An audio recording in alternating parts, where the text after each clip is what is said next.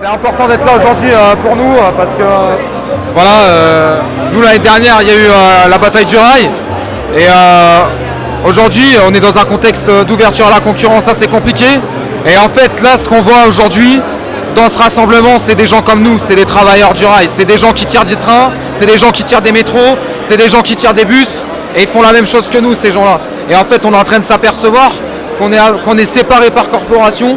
Et c'est important d'être là aujourd'hui pour nous parce que on a vu qu'il partait le 13 tout seul, mais finalement on voit qu'ils ont envie aussi d'être tous ensemble.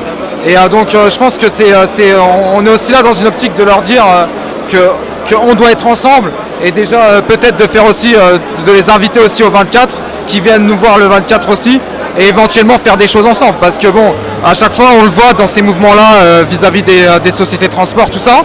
On le voit très souvent, par exemple, nous, l'année dernière, c'était la grève des cheminots. Voilà, on bloquait les RER, par exemple, sur la région parisienne. Et eux, il y avait le métro qui circulait. Aujourd'hui, c'est l'inverse. Mais en fait, on s'aperçoit que si la RATP et la SNCF sont en grève, il n'y a plus rien qui roule. Tout est bloqué. Donc voilà, je pense qu'on est en train de s'apercevoir qu'on fait la même chose et qu'on est tous des travailleurs et que c'est une chose qui nous unit. Effectivement, nos droits à la retraite s'ouvrent pour les cheminots, dans le cas des cheminots, à 55 ans, nos droits à la retraite s'ouvrent à 55 ans, mais on part à 62 ans comme tout le monde en fait. Parce que le problème c'est qu'à 55 ans, on part avec une retraite à 400 €. La décote est tellement importante qu'on part avec des retraites, vraiment des petites retraites. Donc aucun cheminot part à la retraite à 55 ans en réalité. Et ils ont tout le monde avec ça, en disant regardez, il part à 55 ans. Et là, avec les discussions qu'on a avec les cheminots de la RATP, voilà, pour les appeler comme ça, parce que bon, pour moi ces gens-là c'est des cheminots. Et les discussions qu'on a avec eux, c'est que eux c'est exactement la même chose. Et donc voilà, en fait on s'aperçoit qu'il y a une attaque assez importante vis-à-vis des régimes spéciaux, notamment en disant qu'ils sont privilégiés.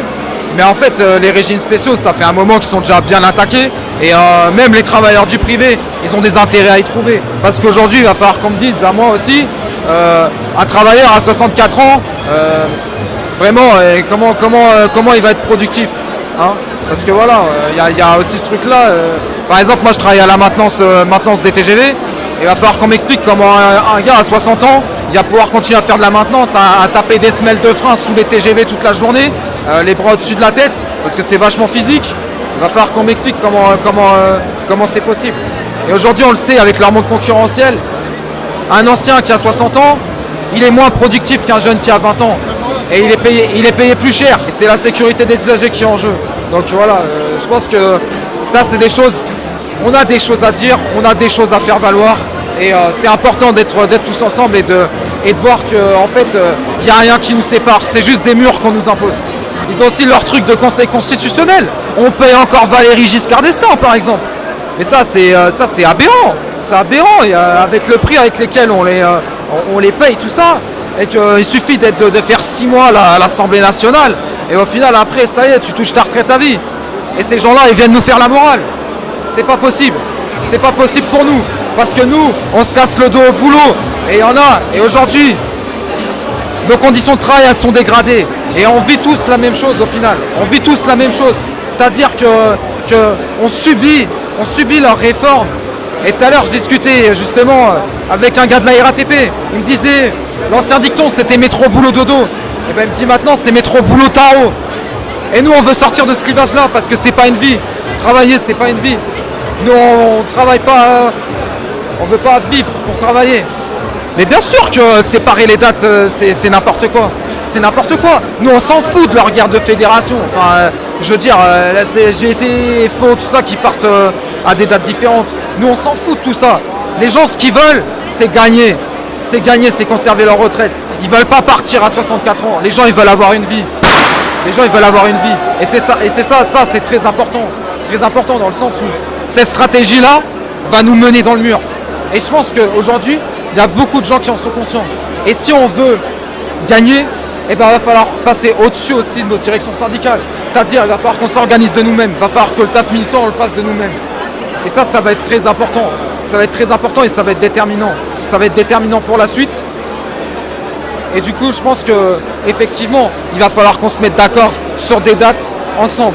Et moi je suis aussi là dans une démarche aussi comme ça, de dire aux agents de la RATP, le 24, venez le 24, parce que le 24 c'est interpro, et montrer que justement vous n'êtes pas corporatiste, parce qu'il y a d'autres secteurs, on les entend, ils disent ouais la RATP ils sont corporatistes, ils veulent partir tout seuls.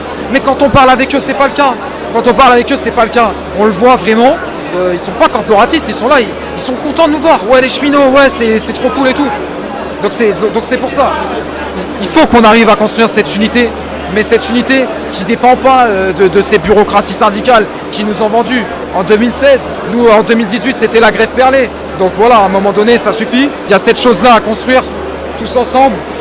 Et de toute manière, va falloir qu'on rentre dans une grève dure parce que Macron n'est pas invincible. Et Macron, il a peur du mouvement ouvrier. Et si on commence comme ça, si tous les secteurs commencent comme la RATP a commencé, ça va rebooster tout le monde. Et c'est impeccable pour se mobiliser.